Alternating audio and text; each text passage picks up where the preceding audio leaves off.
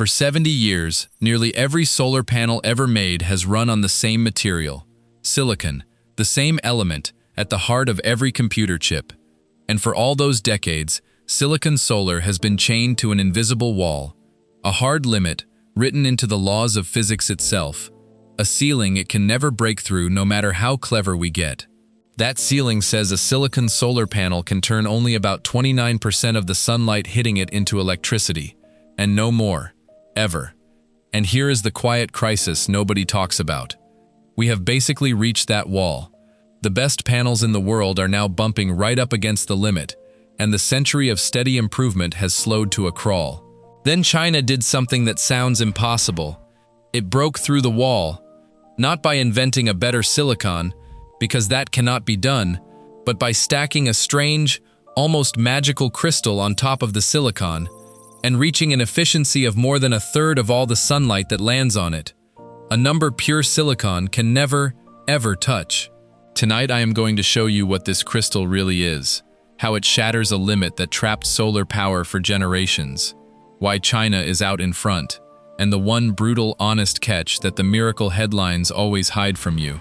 Because this crystal has a dark secret. It rots. Let me start with the wall itself, because you cannot understand the breakthrough until you feel how solid that wall really is. Sunlight is not one single thing. It is a mix of many different colors and energies, all blended together, from the reds and infrareds that carry gentle energy to the blues and violets that carry a fierce amount. And here is silicon's tragic flaw. A silicon solar cell is tuned to catch only one slice of that rainbow well. The light that is too weak passes straight through it and is lost. The light that is too strong gets caught, but most of its extra energy is wasted instantly as useless heat. So even a perfect silicon cell throws away the majority of the sun's energy before it ever becomes electricity. That is not bad engineering. It is a fundamental limit of what one single material can do, and scientists calculated its exact ceiling decades ago. For 70 years, we crept slowly toward that ceiling, squeezing out a fraction of a percent at a time, and now we have arrived. Silicon is tapped out. To go further, you cannot fix silicon. You have to add something silicon cannot do on its own. And that something is a family of crystals with a strange name, perovskite. Now, perovskite is genuinely one of the most remarkable materials in all of modern science, and here is why. Unlike silicon, which demands enormous furnaces and blistering temperatures and spotless factories to purify, a perovskite crystal can be mixed up almost like an ink and simply printed or painted onto a surface at low temperature, from cheap and common ingredients. It is potentially far cheaper and far simpler to make than silicon, but cheapness is not even the best part. The best part is that you can tune a perovskite, like tuning a radio, to catch exactly the colors of sunlight that silicon is worst at capturing. Do you see where this is going? If silicon is great at grabbing one part of the rainbow, and you can build a perovskite that is great at grabbing the part silicon misses, then what happens if you stack them, one on top of the other? That stack is the whole revolution, and it has a name, the tandem cell. You put a thin layer of perovskite on top, where it drinks in the high-energy blue light and turns it into electricity, and whatever light it does not use passes through it down to the silicon layer underneath, which catches the gentler red light it has always been good at. Two layers, each feasting on a different part of the sunlight, working together in the very same cell, and just like that, the wall is gone. Together, the two layers can capture far more of the sun's energy than either one ever could alone, smashing straight through the ancient silicon ceiling. This is not a small improvement. It is widely seen as the single most important leap in solar power in half a century, the thing that finally sets the technology moving again after it stalled against that wall.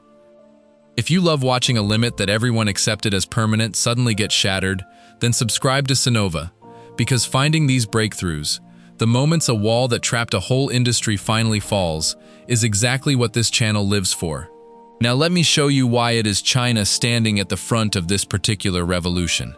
Because when it comes to tandem solar, China is not just competing, it is setting the world records, one after another. China's largest solar company has repeatedly claimed the highest efficiency ever recorded for one of these silicon and perovskite tandem cells, pushing the number up and up in a series of announcements, most recently past 35%, certified by independent labs. Let that number sink in. More than 35% of the sunlight turned into electricity, when the absolute ceiling for silicon alone was around 29. Another Chinese solar giant has posted its own record just behind it, and Chinese research teams are breaking records in related kinds of tandem cells too. The leaderboard of this new technology reads, over and over, like a roll call of Chinese companies and Chinese labs. On the raw science of pushing tandem efficiency to its limits, China is genuinely at or near the very front of the world. And here is what makes it dizzying. That 35% is not the new ceiling, it is barely the beginning, where a single layer of silicon was trapped forever. Below about 30%, a stack of 2 layers can in theory climb toward the low 40s, and scientists imagine 3 or even 4 layers stacked together, reaching even higher still.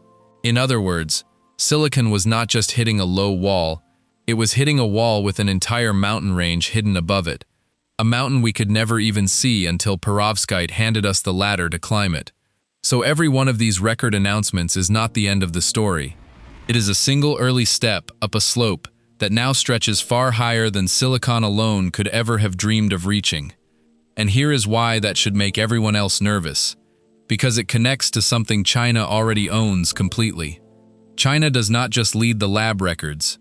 It already manufactures the overwhelming majority of the entire world's solar panels, having spent the last 2 decades and staggering sums of money conquering the old silicon solar industry until it made most of the planet's supply and drove the price of a solar panel through the floor.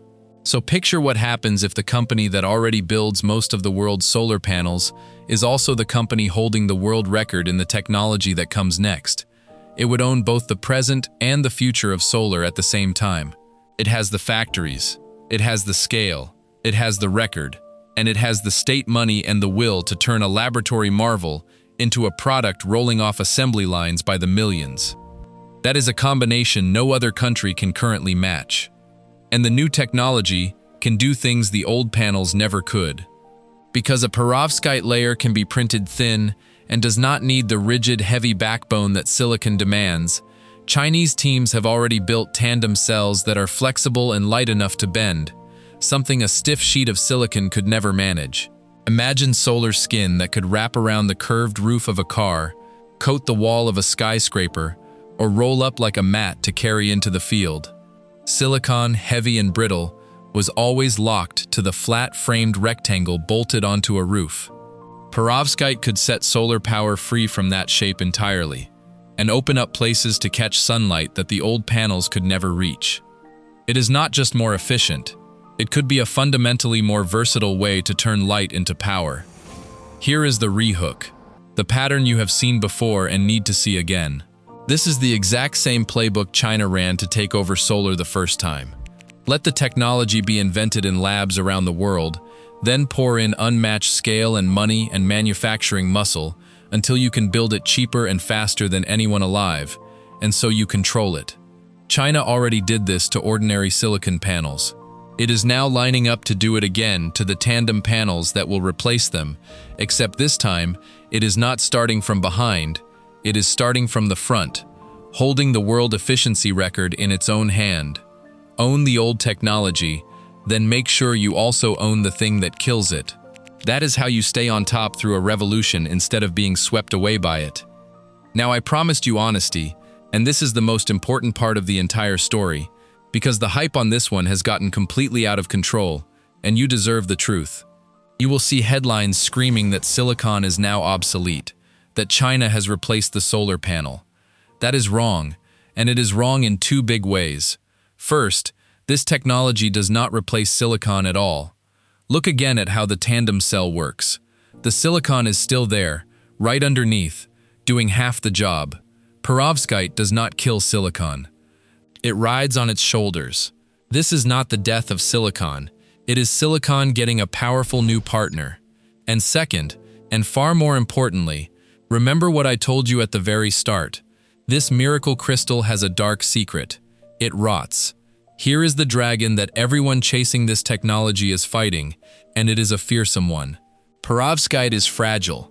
The very same crystal that catches sunlight so beautifully tends to break down when it is exposed to the ordinary enemies of the outdoors: heat, moisture, and the ultraviolet punch of the sun itself.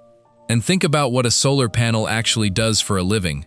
It sits on a roof, baking in the heat, soaked by rain, and blasted by direct sunlight every single day for 25 years or more. A material that degrades under heat and moisture and ultraviolet light is being asked to survive in the one place that is nothing but heat and moisture and ultraviolet light. Making a perovskite that can endure that punishment for decades, the way boring old silicon reliably does, is the single greatest challenge in this entire field, and it is not solved yet. And that is why the honest picture is so different from the headlines. Those dazzling world records are almost all set on tiny cells in a laboratory, tinier than a coin, under carefully controlled conditions.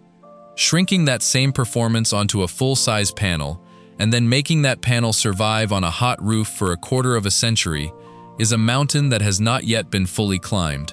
In fact, China's own record-holding champion openly admitted that it has no active plan yet to mass-produce these silicon and perovskite tandem cells, precisely because the technology still needs so much more work on stability, on manufacturing them at large size, and on driving down the cost. And here is a twist that should keep everyone humble. On actually shipping the very first commercial tandem panels out the door, it was a Western company, not a Chinese one, that got there first, though at a lower efficiency. So this is not a finished victory. It is a race, still in its early laps, and China is leading on the science and holds an overwhelming manufacturing advantage, but it has not yet crossed the finish line, and anyone telling you the solar panel on your neighbor's roof is already obsolete is simply getting ahead of the truth. But do not let the honesty fool you into thinking this does not matter, because it matters enormously. Solar power has quietly become the cheapest source of electricity in the history of the human race, and the fastest growing new source of energy on the planet. It is on track to become one of the biggest ways the entire world makes power. And the technology that breaks silicon's ancient ceiling is the key to the next huge leap in how much energy we can pull from the same patch of sunlight. Whoever masters that leap, and can build it at massive scale, holds a commanding position over the future of energy itself. China already owns the factories that build most of today's solar power. It also holds the world record in the technology of tomorrow's.